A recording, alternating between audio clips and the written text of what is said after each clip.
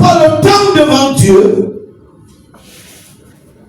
Mais quand tu te lèves, tu vas venir parler de tes pensées. Tu n'as pas le temps de communier avec Dieu. Mais tu viens avec un message de la part de Dieu. Alors que c'est toi qui as dormi sur le lit de Jézabel. C'est toi qui as passé la nuit dans les bois de nuit. C'est toi qui vis dans le mensonge. C'est toi qui es rempli de colère.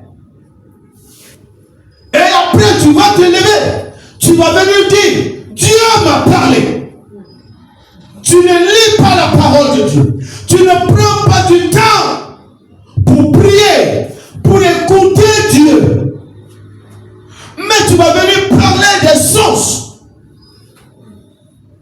Alors que tu ne pries pas. Alors que tu ne lis pas la parole. Tu ne prends pas du temps devant Dieu. Chrétien, enfant de Dieu né de nouveau, où est ton esprit? Pendant que tu es dans l'église et hors de l'église, où est ton esprit?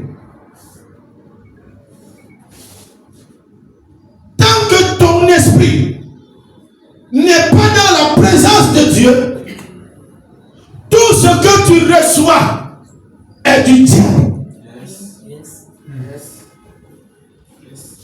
Je dis que tant que ton esprit n'est pas dans la présence de Dieu, ça veut dire que tant que tu ne communiques pas avec Dieu, tant que tu ne passes pas du temps dans la présence de Dieu, alors tout ce que tu reçois n'est pas de Dieu.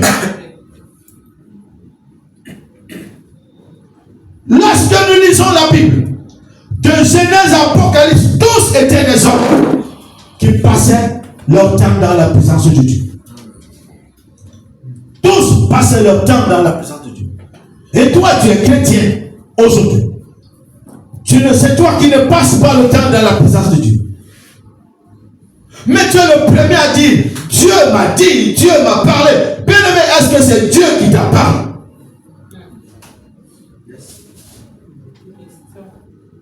Est-ce que c'est Dieu qui t'a parlé?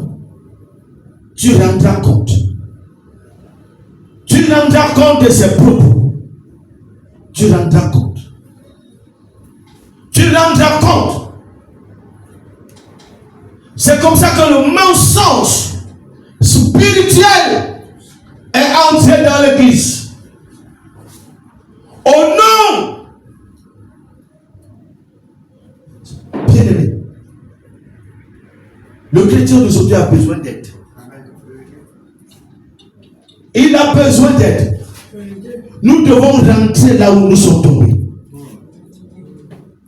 Nous avons dévalué la parole de Dieu au nom des intérêts financiers, au nom du matériel,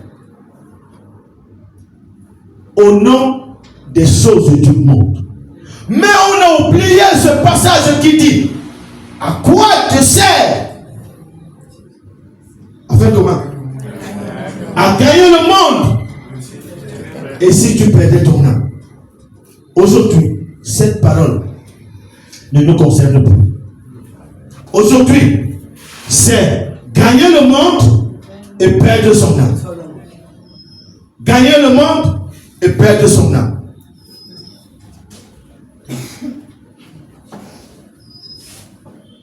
Bien-aimé, devant le Seigneur, je me suis posé des questions. J'ai posé cette question aussi à Dieu.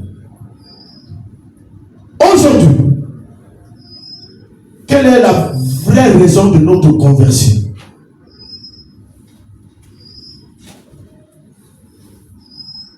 Aujourd'hui, quelle est la vraie raison de notre conversion en Jésus? Regardez comment Paul rencontre Jésus. Paul, il était sur la route de Damas pour persécuter les chrétiens, pour persécuter les enfants de Dieu. Mais, je vais vous poser la question, Esaïe.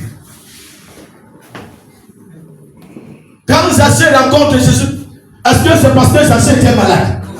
Est-ce que ce pasteur Zaché avait besoin d'argent? Est-ce que ce pasteur Zaché avait besoin de se marier? Il avait tout. Amen. Il avait quoi? Il avait tout. Nous ne parvenons pas à suivre Christ de manière claire. Pourquoi? Parce que l'objet de notre rencontre déjà est biaisé. Nous venons, nous rencontrons Christ, pas d'abord parce que nous cherchons le salut, parce que c'est ce qu'il devrait être. Parce que c'est ce qu'il devrait être. Amen. Amen. Mais, vous allez voir, si on prend 10 témoignages de la rencontre avec Jésus, je suis sûr que sur les 10 témoignages, si ce n'est pas 10, 9 et demi, ça ne sera pas parce que je vais aller au ciel. J'avais des problèmes et on m'a invité dans une église. C'est par rapport à mon problème que je suis resté dans l'église. Pas parce que je cherchais Jésus, pas parce que je voulais connaître Jésus. Maintenant que Jésus a fini de résoudre ton problème, est-ce que tu as pris du temps pour connaître ce Jésus? Est-ce que tu as pris du temps pour connaître ce Jésus qui t'a délivré, qui t'a libéré? Attention, Marie de Magdala a pris du temps pour connaître ce Jésus. C'est pour cela qu'elle est restée.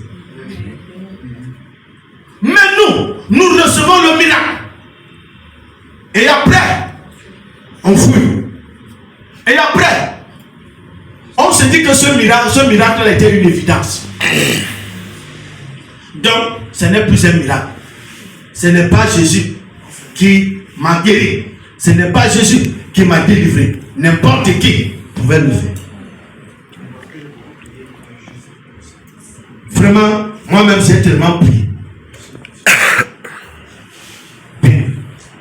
Nous devons nous poser les bonnes questions. Amen. C'est en nous posant des bonnes questions que nous allons avoir les bonnes réponses. Amen. Et les bonnes réponses vont nous permettre de connaître Jésus ou alors de le chercher en esprit et en vérité. Gloire à Dieu. Est-ce qu'on est ensemble aujourd'hui?